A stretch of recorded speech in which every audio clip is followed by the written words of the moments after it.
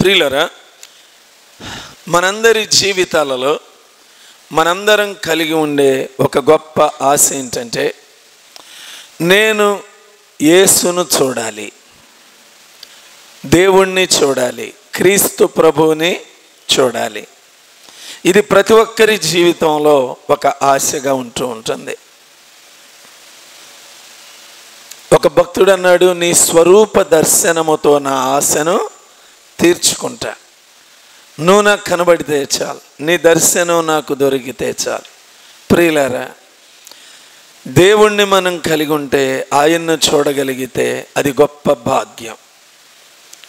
కాబట్టి ఎల్లప్పుడూ దేవుడిని చూడాలి అనే ఆశ మనలో ఉండాలి.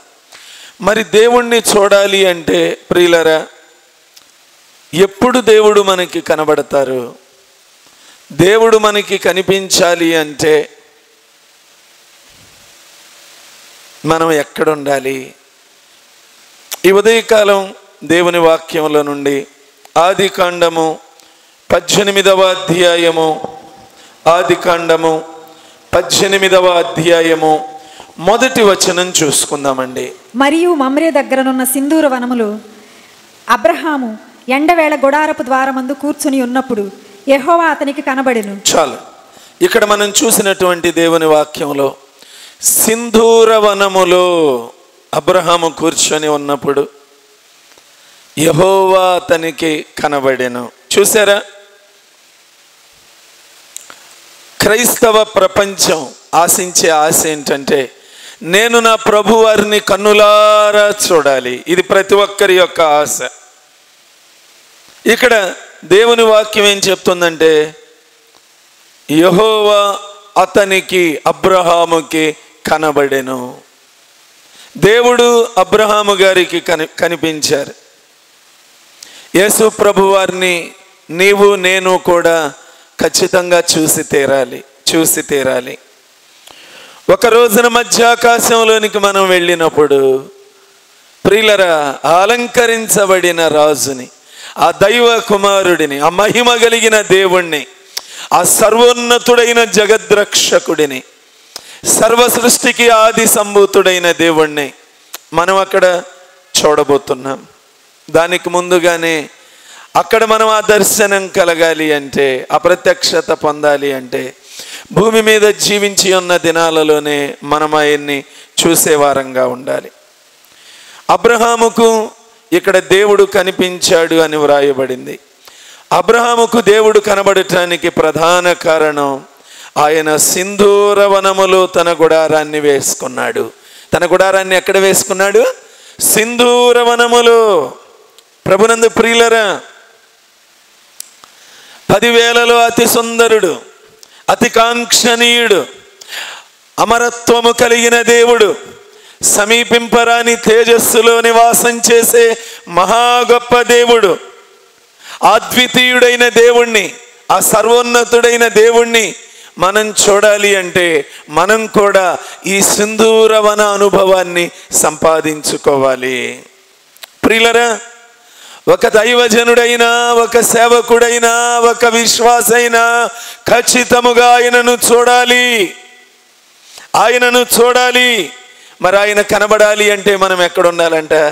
సింధూర వనములో ఉండాలి. ఏంటి ఈ సింధూర వనము? ఈ సింధూర వన అనుభవాలు మనం సంపాదించుకుంటే ఖచ్చితంగా మనం కూడా ఆయనను చూడగలుగుతాం. ఎందుకు ఈ సింధూర వనాన్ని గురించి మనం తెలుసుకోవాలి అంటే, ప్రియులరా, దేవుడు మొదట ఎవరిని చేశాడో మీకు తెలుసు. మామూలుగా మొదట వెలుగు కమ్మని పలికాడు, వెలుగయ్యింది. వెలుగుకు పగలు, రాత్రికి చీకటని పేరు పెట్టాడు. తర్వాత 2 విశాలాలను వేరుపరిచాడు, పైదానికి ఆకాశము అని పేరు పెట్టాడు. 2వ రోజు అయిపోయింది. 3వ రోజు ఏం చేశాడు చెప్పండి?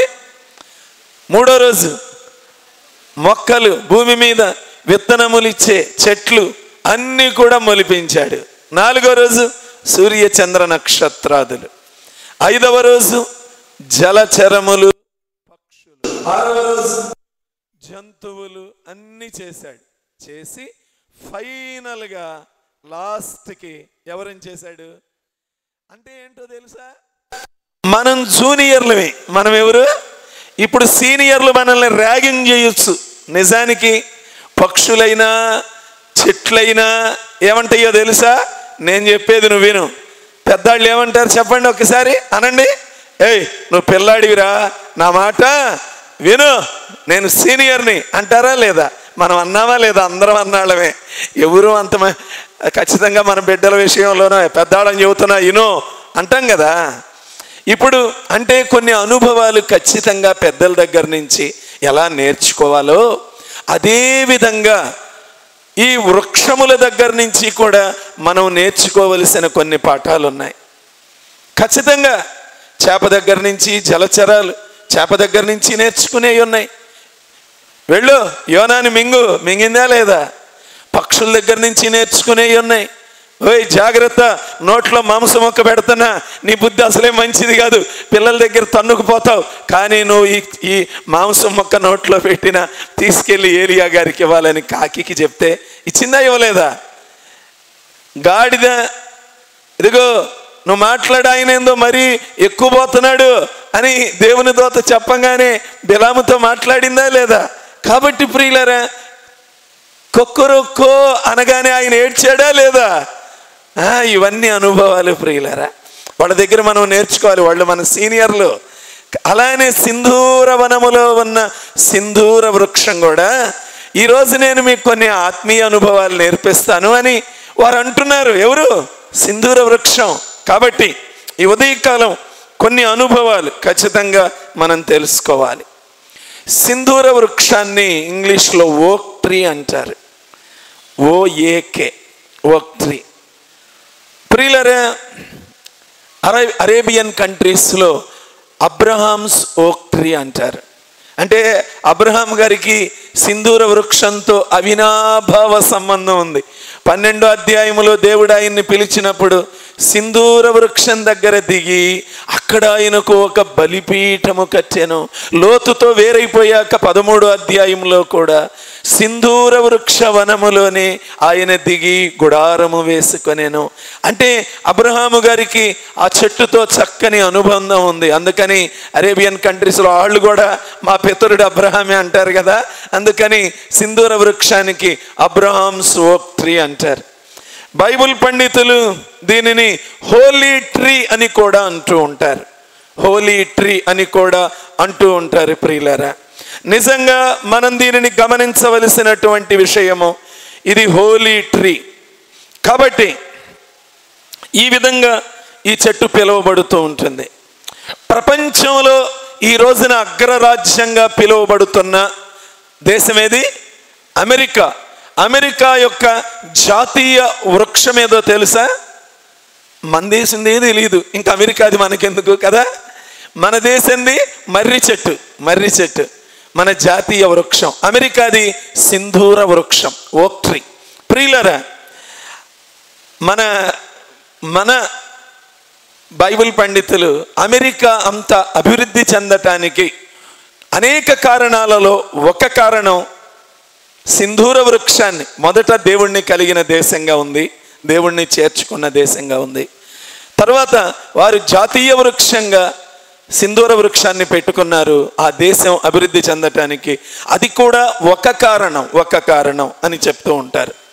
ప్రియులరా, సింధూర వృక్షం దగ్గర దేవుడు అబ్రహాముకు ప్రత్యక్షమయ్యారు. ప్రత్యక్షమవటం మాత్రమే కాదు, అక్కడ ఆయన అలసట తీర్చుకున్నట్లుగా, అక్కడ ఆయన మంచి భోజనం చేసినట్లుగా, అక్కడ ఆయన అబ్రహాముతో మాట్లాడినట్లుగా, అక్కడే ఆయన శారాను కూడా పిలిచి ఒక అద్భుతం జరగబోతుంది నీ జీవితంలో అని మాట్లాడినట్లుగా ఇవన్నీ మనకు 18వ అధ్యాయంలో కనబడుతూ ఉంటాయి. ఆయన గొప్ప వాగ్దానం చేశాడు. ఆ సింధూర వృక్షం దగ్గర కూర్చొని ఉన్నప్పుడు గొప్ప వాగ్దానం చేసి దానిని నెరవేర్చాడు. ప్రియులరా, ఇప్పుడు ఈ సింధూర వృక్షాన్ని గురించిన మొదటి అనుభవం దగ్గరికి వెళుతున్నాం. యెహోషువ గ్రంథము 24వ అధ్యాయము, యెహోషువ గ్రంథము 24వ అధ్యాయము 26వ వచనము. దేవుని ధర్మశాస్త్ర గ్రంథములు ఆ వాక్యములను వ్రాయించి పెద్ద రాతిని తెప్పించి యెహోవా పరిశుద్ధ స్థలం యెహోవా పరిశుద్ధ స్థలములోనున్న సింధూర వృక్షము క్రింద సింధూర వృక్షము క్రింద దాని నిలువబెట్టి.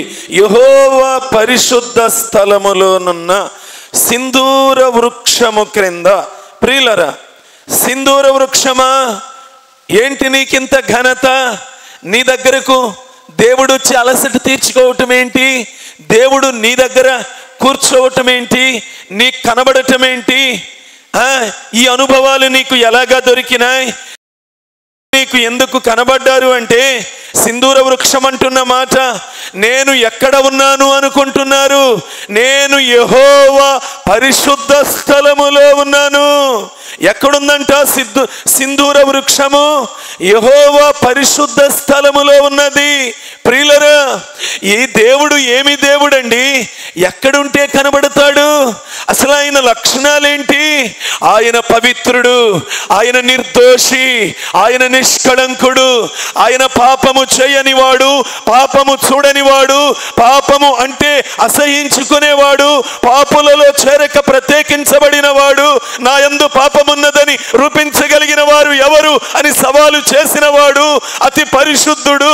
ప్రియులరా, జన్మ పాపం, కర్మ పాపం, ఏ పాపము లేనటువంటి నీతిమంతుడైన మహా గొప్ప దేవుడు. ఆ గొప్ప దేవుడు ఎవరికి కనబడతాడు? పరిశుద్ధులకు కనబడతాడు. సింధూర వృక్షం ఎక్కడుంది? యెహోవా పరిశుద్ధ స్థలములో సింధూర వృక్షం ఉంది. అందుకని ఆయన ఎక్కడికి వచ్చాడు? సింధూర వృక్షం దగ్గరకు వచ్చాడు. ప్రియ సంఘమా, ప్రియ సంఘమా, సృష్టిలో అనేక చెట్లున్న సింధూర వృక్షము ఒక పరిశుద్ధమైన చెట్టుగా లిఖించబడటానికి కారణం అది పరిశుద్ధ స్థలములో ఉన్నది. నీకు నాకు ఈ జీవము కలిగిన దేవుడు కనబడాలంటే, ప్రియమైన వారులారా, మనం కూడా సింధూర వృక్షం వలె పరిశుద్ధ స్థలములో ఉండాలి. ఎక్కడ ఉండాలి? పరిశుద్ధ స్థలములో ఉండాలి. పరిశుద్ధత కలిగి బ్రతకాలి. ప్రియులరా, నోటికి పరిశుద్ధత, కంటికి పరిశుద్ధత, హృదయమునకు పరిశుద్ధత, మనస్సుకు పరిశుద్ధత, పాదములకు పరిశుద్ధత, మన హస్తములకు పరిశుద్ధత. ప్రియులరా, మనకి పరిశుద్ధత కావాలి. పరిశుద్ధత లేకుండా ఎవడును ప్రభువుని చూడనేరడు. మనం పరిశుద్ధులంగా బ్రతకాలి. అప్పుడే ఆయన ముఖ దర్శనం చేయగలుగుతాము. మనల్ని ఆయన ఎందుకు పిలిచాడో తెలుసా?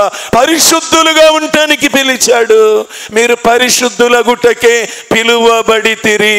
ప్రియులరా, యేసు ప్రభువారు రెండవ రాకడలో రాబోతూ ఉన్న సమయంలో మనం ఎలా ఉండాలో తెలుసా? నువ్వైనా నేనైనా పరిశుద్ధులంగా ఉండాలి. పరిశుద్ధులుగా ఉంటేనే రెప్పపాటులో ఆయన దగ్గరకు మనం వెళ్ళిపోతాము. కాబట్టి ప్రియులరా, జాగ్రత్తగా కాపాడుకుందాం. దుష్టుల ఆలోచన చొప్పున నడువక, పాపుల మార్గమున నిలువక, అపహాసకులు కూర్చుండు చోట కూర్చుండకుండా మనలను కాపాడుకుంటూ పరిశుద్ధత కలిగి బ్రతుకుదాం. ప్రియులరా, ప్రియులరా, ఈ దినమున ప్రపంచమంతా పాపంతో నిండిపోయింది, మలినముతో నిండిపోయింది. ఎక్కడ చూసినా కల్మషం, మురికి కాలువల వలె ఏరులై పారుతూ ఉన్నటువంటిది. ఇలాంటి లోకంలో అనుదినము యేసు ప్రభు వారి రక్తముతో కడుగబడుతూ, దేవుని ఆత్మ చేత, పరిశుద్ధమైన విశ్వాసము చేత, దేవుని వాక్యము చేత దిన దినము మనందరము పరిశుద్ధపరచబడెదము గాక. ప్రియులరా, ఆయన పవిత్రుడు.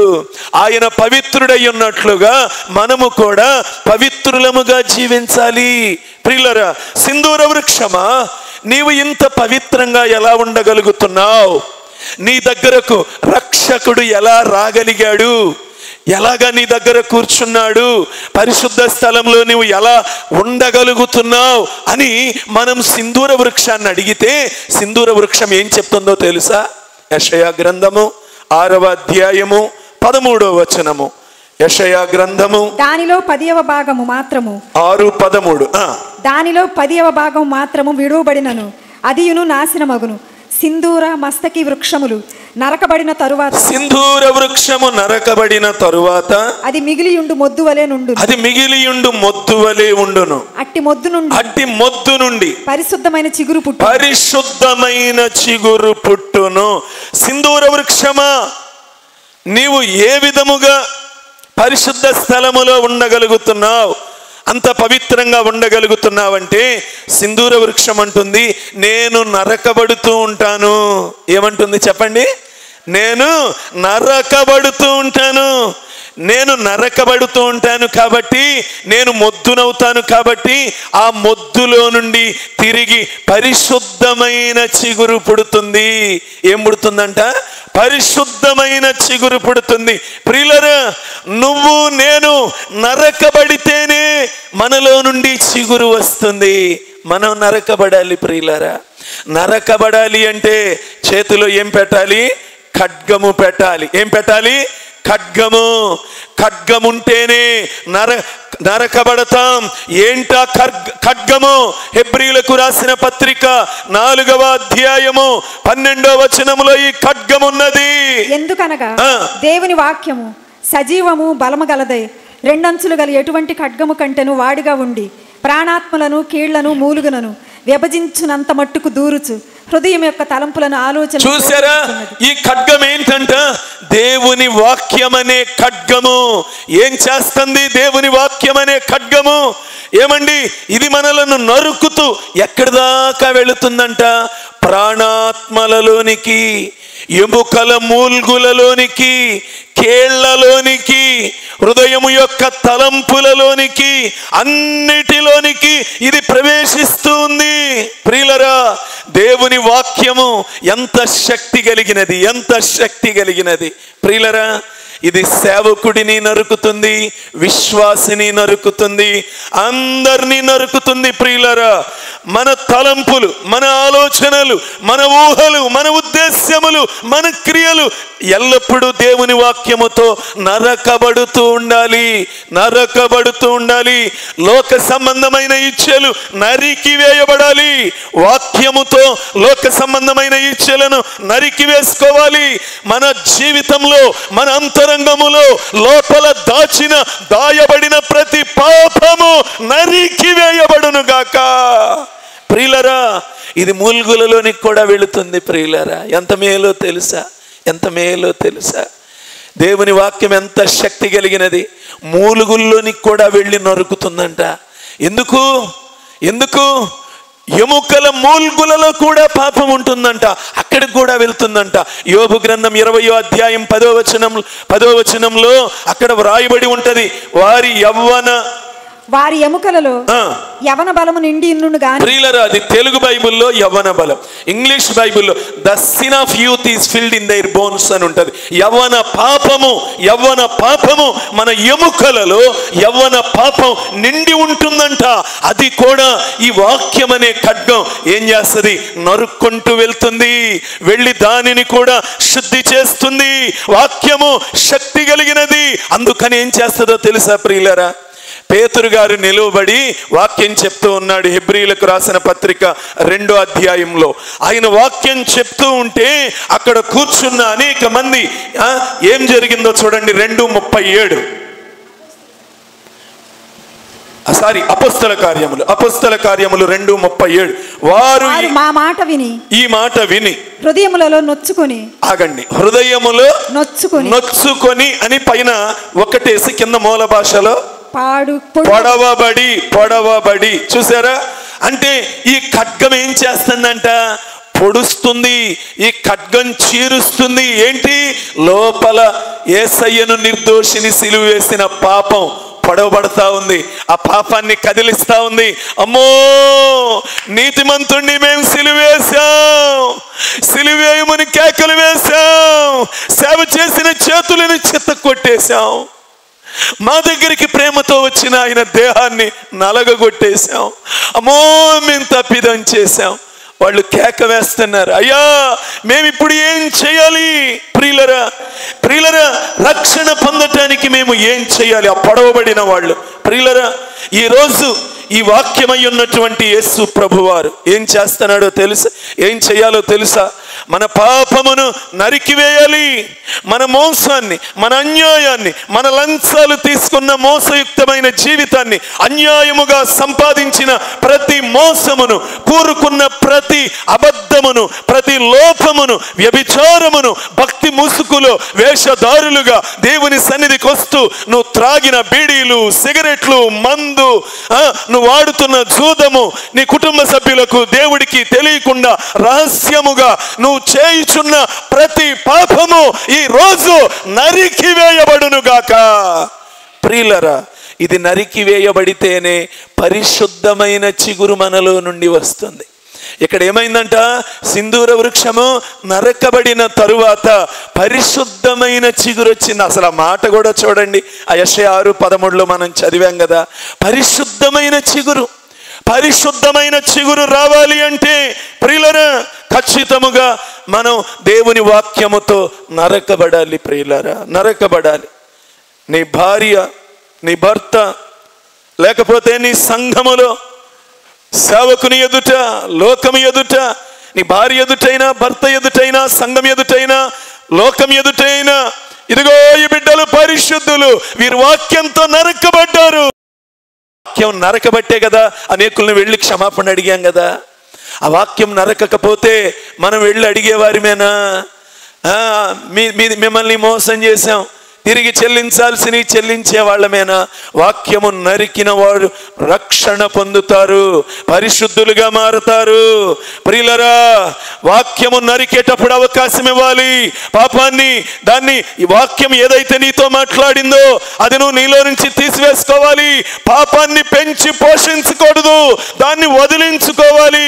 దాన్ని నరుకుతూ రావాలి, పెంచి పోషించకూడదు. ప్రమాదం. ప్రియులరా, మనం ఒప్పుకొని పశ్చాత్తాపడి ఏ విషయాల్లో మనం అవిధేయులంగా, వేషధారులంగా ఉన్నామో అవి సరిదిద్దుకొని దేవుణ్ణి క్షమాపణ వేడుకుంటే పరిశుద్ధులంగా మారతాం. అక్కడికి వచ్చి యేసయ్య కూర్చుంటాడు, అలసట తీర్చుకుంటాడు. ఎంతో మంది సాక్ష్యాలు చెప్పడం నేను విన్నానండి. నేనొకప్పుడు భయంకరమైన దొంగను, నేనొకప్పుడు భయంకరమైన నరహంతకుడిని, నేనొకప్పుడు పచ్చి వ్యభిచారిని, ఒకప్పుడు పచ్చి తాగుబోతిని. ఈ వాక్యం నన్ను నరికింది, ఇది తప్పని నన్ను హెచ్చరించింది, నన్ను పరిశుద్ధుడుగా చేసింది. అనేకులు పరిశుద్ధులుగా మార్చబడ్డారు. ప్రియులరా, ఈ రోజున రహస్యమైన కార్యాలు నరకబడి అనేక మంది మాలిన్యమైన ఈ లోకంలో ప్రియులరా వారు పరిశుద్ధులుగా జీవించగలుగుతున్నారంటే వాక్యముతో నరకబడ్డారు. మనం కూడా పరిశుద్ధులమై పరిశుద్ధుడైన యేసును కలుసుకొందముగాక. సింధూర వృక్షములో, అబ్రహాముకు సింధూరవనములో కనబడిన దేవుడు మనలో ఉన్న పరిశుద్ధత చూసి మనకు కూడా కనిపించునుగాక. ప్రియులరా, మొదటి పాయింట్ విన్నాం, మనం పరిశుద్ధులంగా బ్రతకాలి. సింధూర వృక్షము యెహోవా పరిశుద్ధ స్థలములో ఉన్నది కాబట్టి అక్కడికి ఎవరు వచ్చారు? దేవుడు వచ్చాడు. మనం కూడా పరిశుద్ధతను ప్రేమిస్తే మన దగ్గరికి ఎవరు వస్తారు? దేవుడు వస్తాడు. రెండవ అనుభవం, యెషయా గ్రంథము 44వ అధ్యాయము 14వ వచనం. యెషయా గ్రంథం 44:14. 44:14. చెట్లను, ఒకడు దేవదారు చెట్లను నరకవలనని పూనుకొనును. శ్మశాన వృక్షమును గాని, సరళ వృక్షమును గాని, సింధూర వృక్షములను గాని, అడవి వృక్షములలో ఏదో అడవి వృక్షాలట, అడవి వృక్షములలో ఏదో ఒక దానిని తీసుకొనును. ఒకడు చెట్టు నాటగా వర్షము దాని పెంచును. వర్షము దాని పెంచును. చాలండి. సింధూర వృక్షం అడవి వృక్షములలో ఒకటంట. ఇది ఎక్కడ పడితే అక్కడ ఉండదు, ఇది ప్రత్యేకంగా ఉంటుంది. ప్రియులరా, దూరంగా అడవిలో ప్రత్యేకంగా ఒక ప్రత్యేకింపబడిన వృక్షముగా ఇది ఉంటుంది. ప్రియులరా, ఇది సుమారుగా 70 అడుగుల నుండి 140 అడుగుల ఎత్తుంటుంది. 70 అడుగుల నుండి అంటే మనకి ఇది మొత్తం కలిపిన టాప్ ఫ్లోర్కి వెళ్తే కింద నుంచి 55, అది ఎంత 70 నుంచి 140 అడుగుల వరకు ఎత్తు పెరుగుతుంది. దాని కొమ్మలు 10 అడుగుల నుంచి 20 అడుగుల దూరం వ్యాప్తి చెందుతాయి. అది సింధూర వృక్షం యొక్క రూపము. దీనిని అంటే ఇది చాలా ఎత్తు పెరుగుతుంది, విస్తరిస్తుంది. ప్రియులరా, వర్షము దాని పెంచును. ఏం పెంచుదంట? దాన్ని వర్షము దాని పెంచును. వర్షముతో పెరుగుతుంది. సింధూర వృక్షం ఎదగటానికి, విస్తరించటానికి, పెరగటానికి కారణం ఏంటంట? వర్షం కారణం. ప్రియులరా, సంగమా, నువ్వు కూడా ఆత్మీయ జీవితంలో దేవుని సింహాసనం వరకు ఎదగాలంటే, పెరగాలంటే, విస్తరించాలంటే ఆత్మీయ జీవితం మనం కూడా ప్రత్యేకించబడాలి, వర్షము చేత పెంచబడాలి. ఈ 2 గుణాలు ఉండాలి. ప్రత్యేకించబడాలి. క్రైస్తవుడు అంటే దేవుడికి ప్రత్యేకింపబడిన వాడుగా బ్రతకాలని కోరుకుంటాడు. మొర్దుకై ప్రత్యేకింపబడినవాడు. మీరందరూ సాగిలపడిన నేను యూదుడను, నేను ఈ హామానికి మొక్కేది లేదు, నేను నా దేవుడికి మాత్రమే మొక్కుతాను. ప్రత్యేకత. ప్రియులరా, దూర మైదానములో అందరూ ఆ బంగారు విగ్రహానికి సాగిల పడుతూ ఉన్నారు. షడ్రక్ మేషక్ అబేద్నెగోలు అంటున్నారు, లేదు, మేము మొక్కేది లేదు, మేము ప్రత్యేకించబడిన వారిమే, మేము ఆ దేవుడి ఎదుటే మొక్కుతాము, ఇంకా ఎవరికి మొక్కము. ప్రత్యేకత. సంఘమా, విశ్వాసికి అవిశ్వాసికి పొత్తుండకూడదు, ప్రత్యేకింపబడాలి. అందరూ ప్రార్థనకి వెళ్ళే వాళ్ళే అనుకుందాం. వాళ్ళందరూ కలిసి ఏకీభవించి పసుపులు పూసుకుని ఎగురుతున్నారు. వాళ్ళందరూ ప్రార్థనకి వెళ్ళే వాళ్ళే. మనం కూడా ఎగురుదామా? నో, మనం ప్రత్యేకించబడిన వారి. వాటికి మనం దూరంగా తొలగిపోవాలి. అవి మనకి సంబంధం లేదు. విశ్వాసికి అవిశ్వాసితో పొత్తు లేదు. మీరు అవిశ్వాసులతో జోడుగా వాళ్ళ స్నేహాలు ఉండకూడదు. దేవుణ్ణి ప్రేమించని వారు, దేవుని సన్నిధిని ప్రేమించని వారు, ఆదివారాన్ని గౌరవించని వారితో మన స్నేహాలు కొనసాగకూడదు. ప్రియులరా, ప్రతిదీ దేవుడు లెక్కలోనికి తీసుకుంటాడు. ప్రతి చిన్న విషయం కూడా లెక్కలోకి వస్తుంది. ఒక రోజున మనం చాలా జాగ్రత్త పడాలి. నాకు 100 నుండి 200 మంది దేవుణ్ణి ఎరగని స్నేహితులు ఉండేవాళ్ళు నేను చదువుకునే రోజుల్లో. దేవుడి దగ్గరికి రాబోయే ముందు రోజు దాకా వాళ్ళతోనే ఆటలు, వాళ్ళతోనే షికార్లు, వాళ్ళతోనే సినిమాలు, వాళ్ళతోనే హోటల్స్, అన్ని వాళ్ళతోనే. ఈ దేవుడి దగ్గరకు వచ్చిన తర్వాత ఒక్కడు కూడా దేవుణ్ణి ఎరగని స్నేహితుడు, దేవుణ్ణి గౌరవించని వ్యక్తితో మంచిగా ఉంటా, పలకరిస్తా, అంతే, హలో, అంతవరకే. ప్రియులరా, వాళ్ళతో కలిసిపోయి గంటలు నా సమయాన్ని వ్యర్థం చేసుకున్న దినం ఆ తర్వాత నాకు తెలిసి ఒక్కటి కూడా లేదేమో. ప్రియులరా, అసలు వాళ్ళ స్నేహానికే నేను వెళ్ళలేదు. ప్రియులరా, చూసారా, మనం ప్రత్యేకించబడాలి. ఖచ్చితంగా ఈ లోకంలో నుండి వేరు చేయబడాలి. అంతేకాదు, వర్షము చేత పెరగాలి. మనం ఆత్మీయ జీవితంలో ఎదగాలి, పెరగాలి. పౌలు గారు ఏమని రాస్తున్నాడు చూడండి. ఎఫెసీ సంఘానికి, ఎఫెసీలకు రాసిన పత్రిక 4వ అధ్యాయము 15వ వచనము. ప్రేమ కలిగి సత్యము చెప్పుచు క్రీస్తు వలె ఉండుటకు మనం అన్ని విషయములలో ఎదుగుదము. సింపుల్ గా ఏం చెప్పాడంటే, క్రీస్తులాగా ఎదగండి. ఎవరిలాగా ఎదగాలి? క్రీస్తులాగా ఎదగాలి. అమ్మా, యవన బిడ్డలారా, ఎవరిలాగా ఎదగాలి చెప్పండి? యవన బిడ్డలు ప్రత్యేకంగా చెప్పాలి. ఎవరిలాగా ఎదగాలి? ఒక సినిమా తారలాగా ఆమె వేసుకున్న బట్టలు లాంటి బట్టలు కావాలని అడగబాకండి. వాళ్ళకంటే డబ్బులు లేవు కాబట్టి బెత్తిడి బట్టలు కట్టుకుంటారు. మనకెందుకు? వద్దు, క్రీస్తును పోలి నడవాలంతే మనం. అయ్యా యవ్వన బిడ్డలారా, చెప్పండి. మసిగుడ్డలకు వాడేవాళ్ళం ఏంటి? చిరిగిపోయిన ఫ్యాంటుల్ని దేనికి వాడేవాళ్ళం? చెప్పాలి. మసిగుడ్డలకు వాడేవాళ్ళం. ఇప్పుడు ఒంటి మీదకి వస్తున్నాయి, ఫ్యాషన్ అంట. నాకు తెలీదు, అర్రెర్రెర్రే, నేను ఒకసారి రైలు బండిలో వెళ్తున్నా, ఓ చోట వాక్యం చెప్పడానికి. నా ఎదురుగా ఒక కుర్రాడు కూర్చున్నాడు, మెడలో గొలుసు వేసుకుని ఉన్నాడు, కాలేజీకి వెళ్తున్నాడు. కుర్రాడు స్మార్ట్గా ఉన్నాడు, ప్యాంటు నా ఎదురు కూర్చున్నాడు. ఏడు జినుగుంది. నేను కిందకి పైకి చూస్తున్నా, నాకు అర్థం కావట్లా. అరే పాపం, ఏం జరిగిందో ఈ పిల్లాడికి, ఏమైందో? యథార్థం చెప్తున్నా, నాకు తెలియదు నిజంగా. జరిగి కూడా పెద్ద ఎక్కువ సంవత్సరాలు కూడా కాదండి, ఇది ఒక 11-12 సంవత్సరాలు సుమారుగా ఇది జరిగి. ఆ ఎదురుగా కూర్చుని ఉన్నాడు. నేను ట్రైన్ దిగ్గానే నన్ను రిసీవ్ చేసుకోవటానికి అక్కడ బ్రదర్స్ వచ్చారు. బ్రదర్, ట్రైన్లో మనసంతా బాధ అయిపోయింది బ్రదర్. నా ఎదురు కుర్రాడు కూర్చున్నాడు, చాలా స్మార్ట్గా ఉన్నాడు, చాలా బాగున్నాడు. పాపం ఏం జరిగిందో బ్రదర్, ప్యాంట్ అంతా చినిగిపోయిన ప్యాంట్ వేసుకున్నాను అనగానే ఆయన పడి నవ్వాడు. ఏందన్నా మీకు తెలియదా అన్నాడు. ఏంటి బ్రదర్, ఏంది? నాకేం తెలుసు, ఆయన ఎవరు కొట్టారో నాకేం తెలుసు బ్రదర్ అంటే, ఆయన అంటున్నాడు కదా, అది ఫ్యాషన్ బ్రదరు. ఏమండి, అది ఫ్యాషనా? దేవుడులాగా ఎదగాల్సిన బిడ్డలు సినిమా హీరోలను చూసి అలా మారద్దు. క్రికెట్ స్టార్లను చూసి 4 ఎంటికలు పెట్టుకుని పక్కనంతా కొరుకుడు పుండి తినేస్తుంది పాపం. ప్రియులారా, మన సంఘాల్లో వద్దు. బయట వాళ్ళ గురించి నేను మాట్లాడటం వల్ల, వాళ్ళ సంగతి నాకు అనవసరం. దేవుని బిడ్డలుగా సంఘంలోనికి వచ్చేవారు మనం ఎవరిలాగా ఎదగాలి? క్రీస్తులాగా ఎదగాలి. నీ క్రికెట్ స్టార్ లాగా ఎదగొద్దు. ఇక్కడ నిలబడి నేను బోడుగుండు కొట్టించుకున్నాను అనుకోండి, లేదా మొత్తం గడ్డమంతా తగిరి మాత్రం ఏడదాకా ఏలాడేశాను అనుకోండి, నన్ను చూసి మీరు పాడైపోబాకండి. నన్ను చూసి, దైవజనుడిని చూసి కూడా మీరు పాడవద్దు. ఇలాగా నాలాగా ఎదగాలని అనుకోవద్దు. నేను దిగజారిపోయాను, మీరు నాలాగా ఎదగొద్దు. క్రీస్తులాగా ఎదగండి, క్రీస్తులాగా ఎదుగుదాం. సింధూర వృక్షమట ఎదుగుతూ ఉన్నదట. ఎందులో ఎదగాలి? వీటిని పక్కన పెట్టి క్రీస్తు వలె ఎదుగుదాం. ఎందులో ఎదగాలి? ప్రేమలో ఎదగాలి, పరిశుద్ధతలో ఎదగాలి, క్షమాపణలో ఎదగాలి, దీన మనస్సులో ఎదగాలి, తగ్గింపులో ఎదగాలి. సంగమా,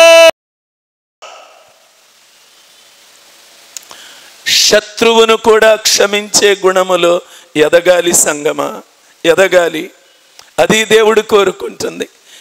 మనం యేసు వలె ఎదగాలి.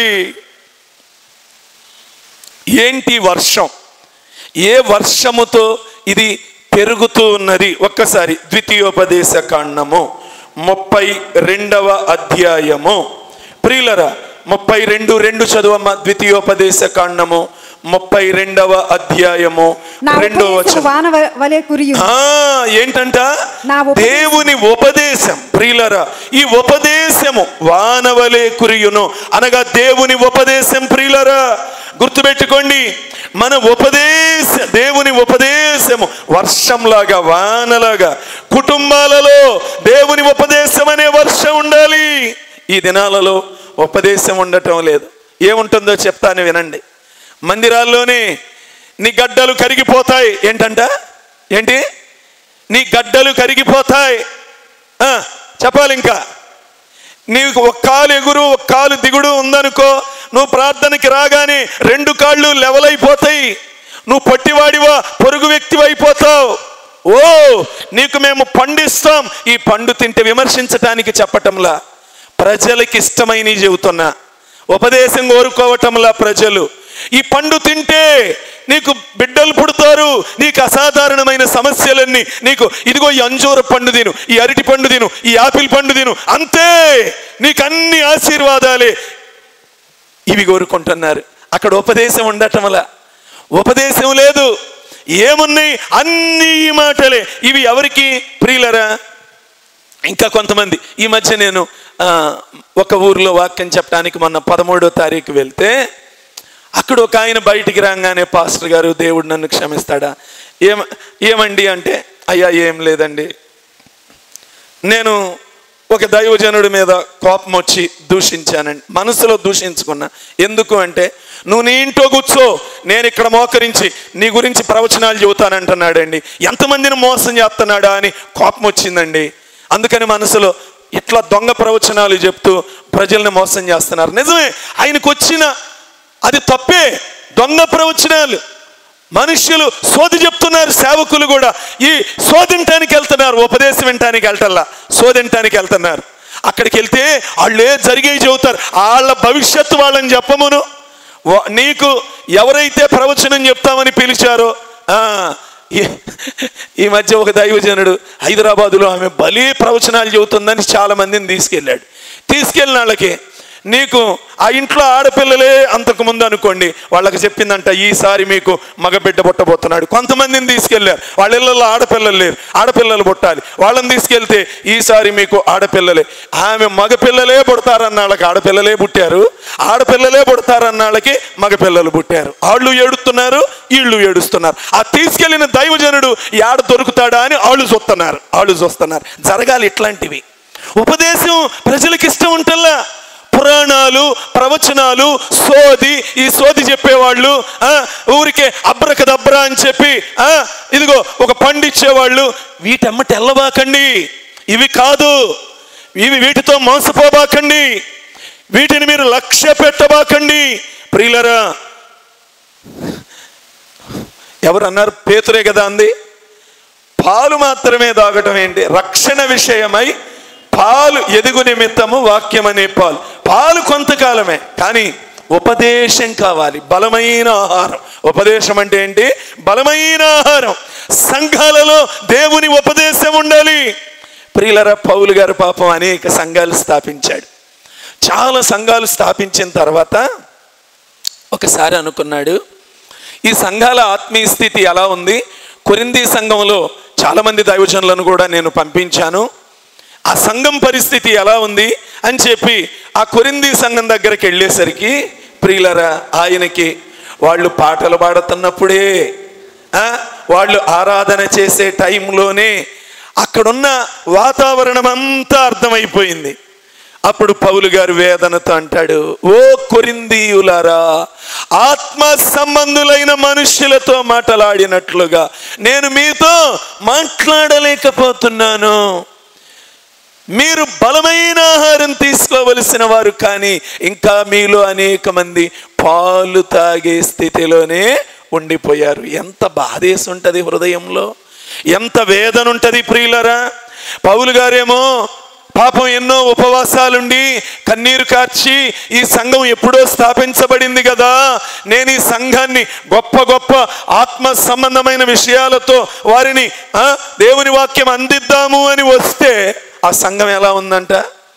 బలమైన ఆహారం తినగలిగిన మెట్టులో లేదంట.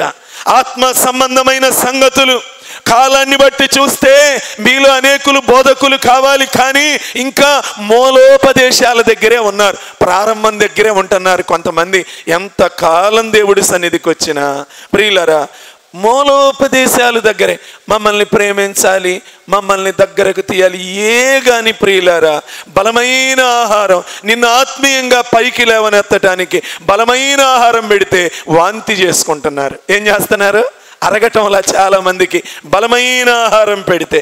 ప్రియులరా, కొంతమందికి గద్దిస్తే ఆ గద్దింపు అంటే ఇష్టం ఉండదు, కొంతమందికి దిద్దితే ఆ దిద్దుడు అంటే ఇష్టం ఉండదు, కొంతమందికి సరి చేయబడటం అంటే ఇష్టం ఉండదు, కొంతమందికి ఈయనేంటి పద్దాక పరిశుద్ధంగా బ్రతకాలంటున్నాడు, ఎక్కడ నా కళ్ళు నా నోరు ఏమాత్రం పవిత్రంగా ఉండటం లేదు, ఈయన మాట్లాడితే సరి చేసుకోమంటున్నాడు, ఏంటి కాస్త సంఘం అన్నాక అట్టా ఇట్టా ఉంటాం, కాస్త చూసి చూడనట్టు పోవాలి. పాస్టర్ గారు ఎట్ట పోవాలంట? ఎట్ట పోవాలి? నేను చూసి చూడనట్టుగా ఇక్కడుండే కాపరి ఎవరైనా పోతే రేపు మనం ఏమని కేకయ్యాలో తెలుసా? అయ్యో కొంచెంలో ఎడమైపోయానే, సమాజ సంఘముల మధ్యలో ఉండి కూడా అయ్యో నేను కొంచెంలో ఎడమైపోయానే అనే కేక వేయాల్సి వస్తుంది ప్రియులారా. అందుకే ప్రియులారా, కొరింథీ సంఘం ఏమైపోయింది? ఎదగకుండా, పెరగకుండా, విస్తరించకుండా వీరు ప్రకృతి సంబంధులుగా, శరీర సంబంధులుగా మారిపోయారు. వీరిలోనికి ఏమొచ్చినాయి? ప్రార్థనకు వచ్చే సీనియర్లే. ఎన్నో సంవత్సరాలుగా మందిరాలలో కొరింథీ సంఘం, ఎంతో మంది కొరింథీ సంఘానికి వెళ్ళి ఆ దినాల్లో పౌలు గారు ఎంతో మందిని పంపించాడు బలపరచటం కోసం. కానీ వారు పోట్లాటలు, అసూయలు, తగాదాలు, ద్వేషాలు, భేదాభిప్రాయాలు, ప్రకృతి సంబంధులే ఎక్కువ మంది ఉన్నారు ఆ కొరింథీ సంఘంలో. వీరిలో సమాధానకరమైన ఆత్మ లేనే లేదు. వీళ్ళు ప్రకృతి సంబంధులు, వీరు శరీర సంబంధులు. ప్రియులారా, ఎదుగుదల లేదు. ఎంత వాక్యం వింటున్నా, దేవుని ఉపదేశము ఖచ్చితంగా వినబడుతున్నా, ఇదిగో సంఘములో ప్రేమహీనత ఉంటే ఎదురుగా ఉన్న సహోదరుని ప్రేమించలేని వ్యక్తి దూరాన ఉన్న దేవుణ్ణి ప్రేమించలేడని బైబిల్ చెప్తూ ఉన్నా. ఒకరంటే ఒకరికి పడదు, రెండు గ్రూపులు అవుతా ఉంటారు. ఇద్దరుంటే ఒకళ్ళకొకళ్ళు పడదు, ఏదో ఒకటి మధ్యలో ఉంటా ఉంటాయి. ఒకరినొకరు తక్కువ చూపు చూడటమో, లెక్క చేయకపోవటమో, ప్రియులరా ఏదో ఒక భేదం. ఏంది? ప్రకృతి సంబంధుల మనస్సు ఇది. నిన్ను వలె నీ పొరుగు వారిని ప్రేమించు అని దేవుని వాక్యం చెప్తుంటే మన పొరుగు వ్యక్తిని అణిచేయాలని చూస్తుంటాం, ప్రేమించం. ప్రియులరా, ఏంటి మనస్సు? కొరింథీ సంఘం ప్రకృతి సంబంధులు. ఎదగటంలా ఈ సంఘం, విస్తరించటంలా ఈ సంఘం. సంఘమా, నువ్వు ఎదుగుతున్నావా? సింధూర వృక్షం అంటుంది, నేను ఎదుగుతున్నా, నేను పెరుగుతున్నా, నేను విస్తరిస్తున్నా. ఏం చెప్తావు నువ్వు ఈ ఉదయకాలం? నీ భక్తి జీవితం ఎదుగుతుందా? ఆత్మీయతలో ఎదుగుతున్నావా? విశ్వాసంలో ఎదుగుతున్నావా? పరలోకమును అందిపుచ్చుకోగలిగినంతగా ఎదగగలుగుతున్నావా? ప్రియులరా, సంఘాలలో ప్రియులరా, మన మనస్సులు ఎలా ఉంటున్నాయో. నా ప్రక్కన లేనాడు వచ్చి కూర్చుంటే, అనారోగ్యవంతుడు వచ్చి కూర్చుంటే తేళ్ళు జెర్రులు బాగుతున్నాయండి. ఆ పాపంలో బ్రతికిన వ్యక్తి వచ్చి నా పక్కన కూర్చుంటుంటే నాకు సిగ్గనిపిస్తుందండి. అనబాకు అనబాకు అనబాకు. ప్రియులరా, మన మీద ఎన్ని డాగులు ఉన్నాయో, ఎంత మురికొందో, ఎంత మచ్చ ఉందో. మనల్ని కూడా యేసయ్య చిచిచి ఈ వ్యక్తి నా పక్కన కూర్చోటానికి తగడు అని ఆయన ఒక్కసారి అనుకుంటే ఏమైపోతాం చెప్పండి? ఒక్కళ్ళమన్నా పరలోకానికి వెళ్ళగలమా? ప్రియులారా, అందుకే మనం ఎవరిని ఏసడించుకోకూడదు. ప్రతిదీ లెక్కలోకి వస్తుంది. ఇది ఉపదేశం, ఇది ఉపదేశం, ఇది ఖచ్చితంగా ఉంటుంది, ఇది దిద్దుద్ది, ఇది గద్దిస్తుంది, ఇది హెచ్చరిస్తుంది. ఎందుకో తెలుసా? పెండ్లి కుమారుని ఎదుట నువ్వు డాగు, ముడత, మచ్చ, కళంకం లేకుండా నిలబెట్టేది ఉపదేశం. ప్రియులరా, ముందుగానే ఎక్కడ మరకున్నా కడిగేసుకోమని చెప్పేది. ప్రియులరా, నిన్ను పెండ్లి కుమార్తె వలె సౌందర్యవంతంగా తీర్చిదిద్ది పెండ్లి కుమారుడి ఎదుట మలినము, మచ్చ, మాలిన్యత ఎన్నడూ అంటని ఆ పరిశుద్ధుడి దగ్గర నిలబెట్టాలి అంటే నీకేం కావాలి? ఉపదేశం కావాలి, ఉపదేశం కావాలి. కాబట్టి ప్రియులరా, ఎక్కడా కూడా కొరింథీ సంఘములో ఉన్న విభజనలు, ఒకరినొకరు తోలనాడుకోవటాలు, ఒకరి మీద ఒకరు అసూయలు, పోట్లాటలు, ఈ ప్రకృతి సంబంధులుగా ఎవ్వరము లేకుండా ఇంతకాలం ఎవరైతే ఇలాంటి స్వభావం కలిగి బ్రతికారో వాళ్ళు పాలు తాగేవాళ్లే, పాలు తాగేవాళ్లే. వాళ్ళు బలమైన ఆహారం తినగలిగిన వాళ్ళు కాదు. నువ్వు తిన్న ఆహారం బలమైంది పెట్టినా నువ్వు వాంతి చేసుకుంటున్నావు తప్ప ఇముడ్చుకోవటంలా, లోపల ఉండటంలా. ప్రియులరా, ఉపదేశం నిన్ను మారు మనసు వైపు నడిపేస్తుంది. ఉపదేశం నిన్ను పశ్చాత్తాపం వైపు నడిపేస్తుంది. ఉపదేశం నిన్ను అయ్యో నేనెంత ఘోర పాపిని అని నిన్ను దేవుని శిలువ దగ్గరకు నడిపిస్తుంది. ఉపదేశం నిన్ను పరిశుద్ధాత్మ దేవుణ్ణి సంపాదించుకోమని నిన్ను పురికొల్పుతుంది. ఉపదేశం భక్తి అన్నాక శ్రమలు వస్తాయి, కష్టాలు వస్తాయి, నిందలు ఎదురవుతాయి, ఇరుకులు ఇబ్బందులు ఎదురవుతాయి, అయినా నువ్వు నిలబడాలి అని నిన్ను ప్రోత్సహిస్తుంది ఉపదేశం. ప్రియులరా, మనల్ని సంపూర్ణలుగా చేసి దేవుని ఎదుట నిలువబెట్టేది ఉపదేశం. ప్రియులరా, కాబట్టి మలినము, మచ్చ, డాగు లేకుండా దేవుని ముందు నిలబెట్టే క్రీస్తు వలె మనలను మార్చే ఉపదేశమునకు మనం చెవియొగ్గాలి. అదే సింధూర వృక్షం మనకు నేర్పిస్తున్న రెండవది. నేను ఎదుగుతున్నా, నేను పెరుగుతున్నా, నేను విస్తరిస్తున్నా. ఈ ఉదయకాలం ఎన్ని సంవత్సరాలైంది మారు మనసు పొంది? నిన్ను చూసి ఎంతమంది దేవుడి దగ్గరకు వచ్చారు? ప్రియులరా, ఖచ్చితంగా దేవుడు మనందరినీ లెక్క అడుగుతాడు. నిన్ను బట్టి ఎంతమంది దేవుడి దగ్గరకు వచ్చారు? నీ మాదిరిని బట్టి, నీ సాక్ష్యమును బట్టి, నిన్ను బట్టి ఎంతమంది మార్పు నొందారు? ఎంతమందికి సిలువ దగ్గరకు తీసుకొచ్చావు? ఏం ఎదిగావు నువ్వు? నీ ప్రార్థన జీవితంలో, ఆత్మీయతలో, దేవుని ప్రేమను పంచటంలో, విశ్వాసంలో ఏమి ఎదిగావు? ఎంత ఎదిగావు? దేవుడు అడుగుతాడు. ప్రియులారా, అడుగుతాడు. సింధూర వృక్షం అంట వర్షము చేత పెంచబడింది. మనం కూడా పెంచబడాలి ప్రియులారా. దేనితో? ఉపదేశం అనే వానతో. ఏమని చదువుకున్నాం? 32:2 ద్వితీయోపదేశకాండం. ఏం చదివారండి? త్వరగా ఒక్కసారి చదవండి. నా ఉపదేశము వాన వలె కురియును. అది వానలాగా కురుస్తుంది. కాబట్టి దేవుని యొక్క వాక్య ఉపదేశముతో మనందరము ఎదిగెదముగాక, విస్తరించదముగాక, ఫలించదముగాక. ప్రియులారా, ఖచ్చితంగా ఈ ఉపదేశం మన జీవితాలను కడుతుంది, మన కుటుంబాలను కడుతుంది, మనల్ని క్రీస్తు ఎదుట నిర్దోషులుగా నిలువబెడుతుంది. అట్టి ఉపదేశము మనం అనుసరించి నడిచినప్పుడు అన్ని విషయాలలో ఎదుగుతాం. ప్రియులారా, తెస్సలోనిక సంఘం ఎదిగింది. బైబిల్లో కొన్ని సంఘాల గురించి చదివేటప్పుడు మీరు అకయాలో ఉన్నవారికి, మాసిదోనియాలో ఉన్నవారికి మాదిరి అయ్యారు. మిమ్మలను బట్టి వాళ్ళు కూడా మీ గొప్ప మాదిరిని చూసి ఆ సంఘాలు కూడా, ఆ తర్వాత మాసిదోనియా వాళ్ళు కూడా తెస్సలోనిక వాళ్ళని చూసి వీళ్ళు కూడా, వారు నిరుపేదలైనను వారి విశ్వాసము బహుగా విస్తరించెను. చూసారా? అబ్బా, ఒక సంఘాన్ని చూసి, ఆ సంఘంలో ఆ ఉపదేశమునకు లోబడి వారు ఎదుగుతున్న దానిని చూసి ఎన్ని సంఘాలు దీవించబడ్డాయి, ఆశీర్వదింపబడ్డాయి. మనలను బట్టి ఎవరైనా ప్రియులరా ఆకర్షింపబడుతున్నారా? మాదిరి పెట్టగలుగుతున్నామా? మనం కూడా క్రీస్తు వలె ఎదగాలి. ఆయన ఎందులో ఎదిగాడో రాను రాను రాత్రి కూడా చెప్పాను. క్షమాపణలో ఎదిగాడు, ప్రేమలో ఎదిగాడు, పరిశుద్ధతలో ఎదిగాడు. మేలు చేయించుకున్న వాళ్ళందరూ వచ్చి సిలువేయి అని అనేక మంది వారిలో చేరి కేకలు వేస్తున్నా, వారి కుటుంబ సభ్యులు కూడా ఉండి ఉంటారు ఖచ్చితంగా. కేకలు వేస్తున్నా, తండ్రి వీరేమి చేయుచున్నారో వీరెరుగారు కనుక వీరిని. ఎదిగాడండి క్షమాపణలో, ఆత్మీయతలో. మనం కూడా ఆ విధంగా ఎదగాలి. చివరిగా సింధూర వృక్షమా, ఏంటి నువ్వు మాతో చెప్పే మూడవ మాట అంటే ఆమోసు గ్రంథము 2వ అధ్యాయము, ఆమోసు గ్రంథము 9వ వచనము. దేవదారు వృక్షమంత ఎత్తైన వారును, సింధూర వృక్షమంత బలము గలవారగును. సింధూర వృక్షమంత బలము. అబ్బో, ఎంత బలమంట! సింధూర వృక్షమంత బలము. సింధూర వృక్షమా, నువ్వేం కలిగి ఉన్నావు? బలం కలిగి ఉన్నా. మనం కూడా ఏం కలిగి ఉండాలి చెప్పండి? బలం కలిగి ఉందాం.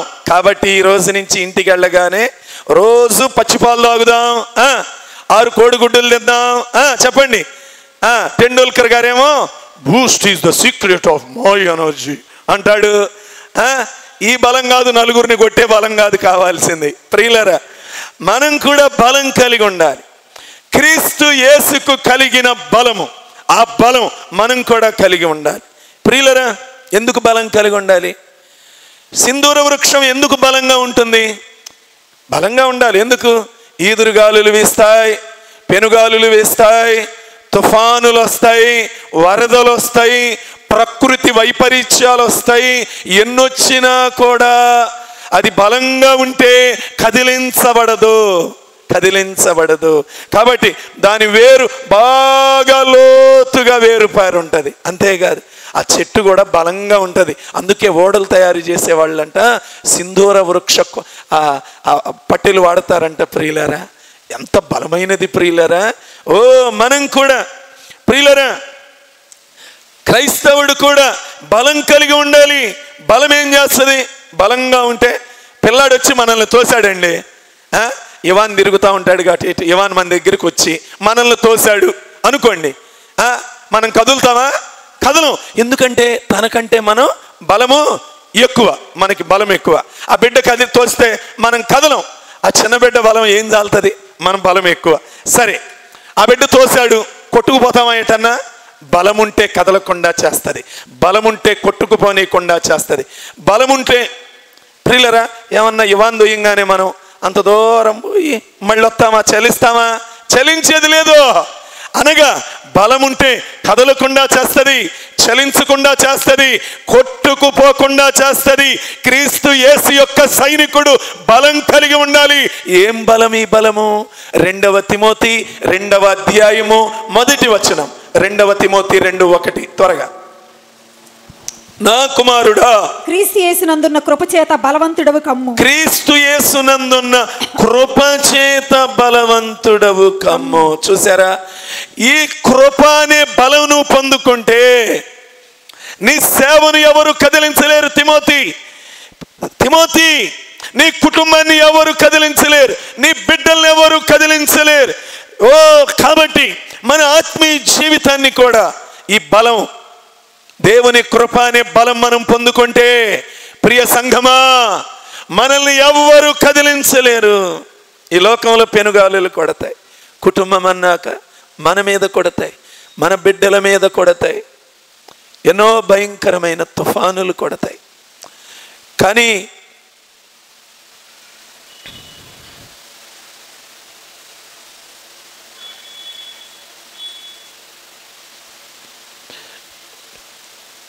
మనకెదురయ్యే కష్టాలు, మనకెదురయ్యే కన్నీరు, మనకెదురయ్యే నిందలు, అవమానాలు,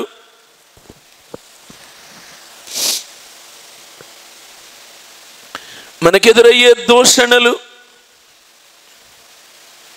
అగ్నిగుండం లాంటి శ్రమలు,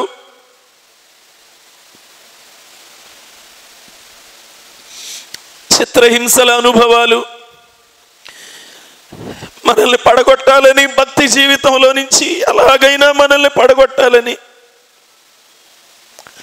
మన ఆత్మీయ జీవితంలో మనల్ని చెడగొట్టాలని, దేవునికి దూరం చేయాలని, అవసరమైతే మనల్ని భూమి మీద లేకుండా చేయాలని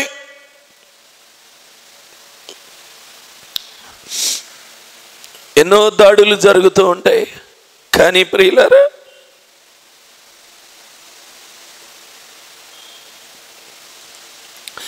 ఎలాంటి పరిస్థితులు ఎదురైనా నీవైనా నేనైనా కదలకుండా ఉండాలంటే, కొట్టుకుపోకుండా ఉండాలంటే, నిలబడాలంటే దేవుని కృప చేత మనం బలవంతులంగా మార్చబడాలి. ప్రియులరా, దేవుని కృప మనలను స్థిరపరుస్తుంది, కదలకుండా చేస్తుంది, చెదిరిపోకుండా కాపాడుతుంది, దేవునికి దూరం కాకుండా మనల్ని నిలబెడుతుంది. అందుకే కీర్తనాకారుడు ఒక మాట అంటాడు, 21వ కీర్తన 7వ వచనము, 21.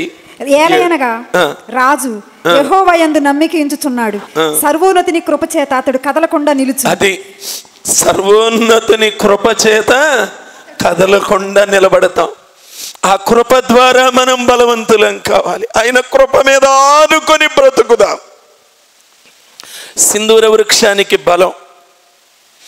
బలం కలిగి ఉంది. మనం కూడా దేవుని కృపను పొందితే ఖచ్చితంగా బలవంతులంగా మారతాం.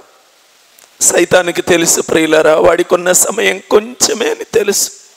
అందుకే వాడి ప్రయత్నం వల్ల ఇక టైం లేదని తెలిసి భక్తిలో నిలబడే వారిని నిలబడకుండా పడగొట్టాలని, ఎలాగైనా నిన్ను, నీ మనస్సుని కలుషితం చేసి నిన్ను చెడగొట్టి ఏదో ఒక ఆలోచన నీలో పెట్టి దేవుడికి, ఆత్మీయులకు దూరం చేసి నీ ఆత్మను అగ్నిగుండా తీసుకొని వెళ్ళాలి అని కృంగుబాట్లు తీసుకొస్తాడు, ఎన్నో ఆలోచనలు తీసుకొస్తాడు, అపార్థాలు తీసుకొస్తాడు.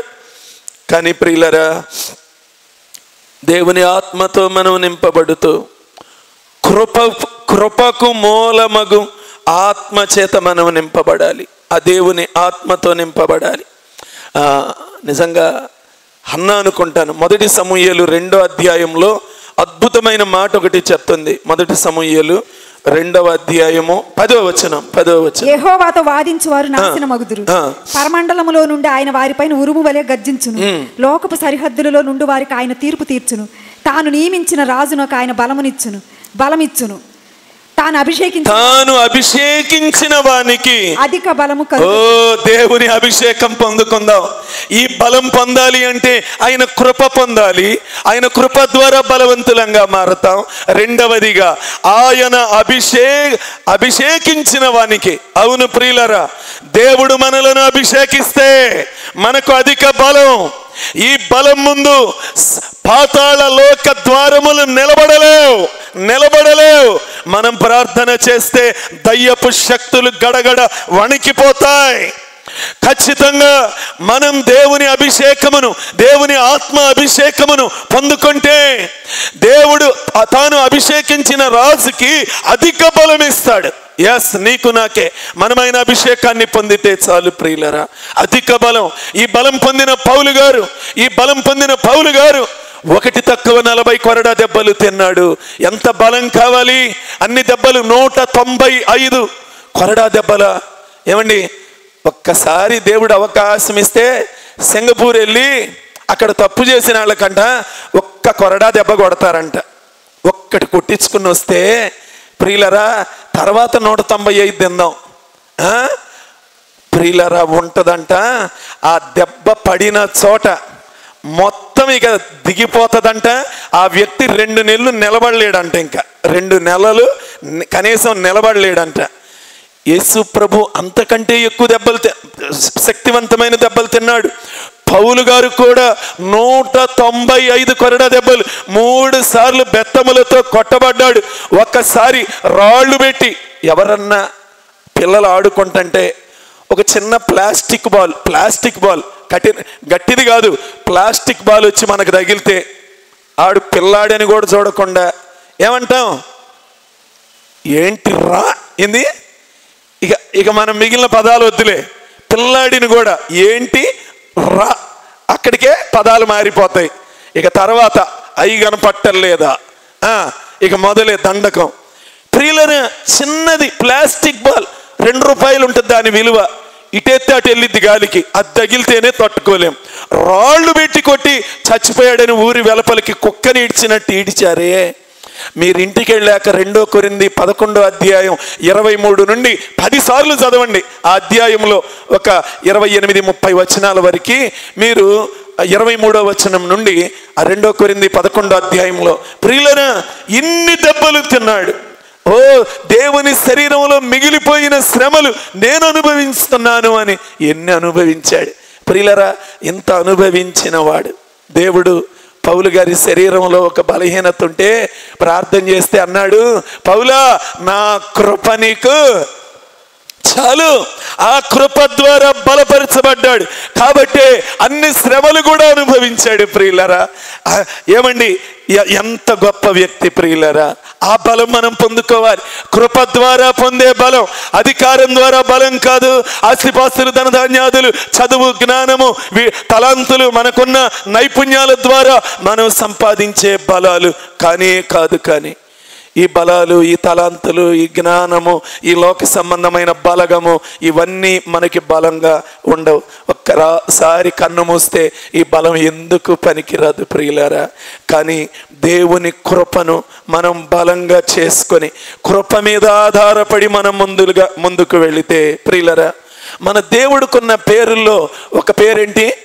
9:6 ఉంటుంది కదా, ఎలాగనగా మనకు శిశువు పుట్టాను, మన కుమారుడు అనుగ్రహించబడిన, ఆయన భుజం మీద రాజ్యభారం ఉండెను, ఆశ్చర్యకరుడు, ఆలోచనకర్త, బలవంతుడైన దేవుడు.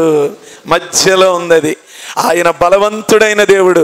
ఆయన బిడ్డలమైన మనం కూడా ఎలా ఉండాలి చెప్పాలి బలవంతులంగా ఉండాలి. పండిత పుత్ర పరమసంత అన్నట్టు ఉండకూడదు, అట్లా ఉండకూడదు. పండితుడు పుత్రుడే గాని పనికిరాని దద్దమ్మ అన్నట్లు ఉండకూడదు. మన దేవుడు పరిశుద్ధుడు, బలవంతుడు. మనం కూడా దేవుని కృప ద్వారా, ఆయన అభిషేకం ద్వారా బలం పొందాలి.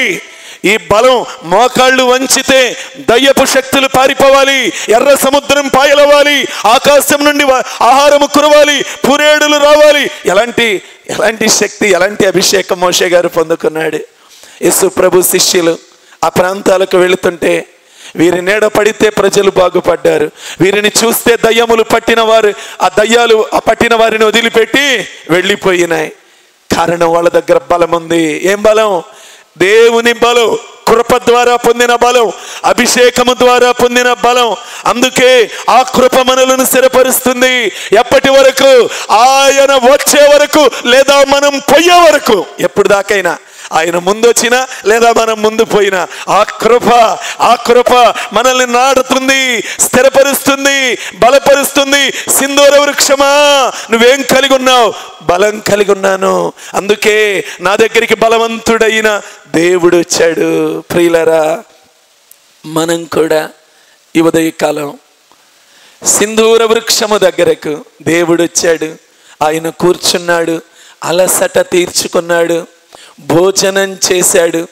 కాసేపు నెమ్మదిగా ఆ సింధూర వృక్షం దగ్గర ఉండగలిగినాడు. కారణం ఏంటి? దానికి ఉన్న 3 గొప్ప లక్షణాలు ఏంటి? మొదటిగా పరిశుద్ధ స్థలములో ఉన్నది. రెండవదిగా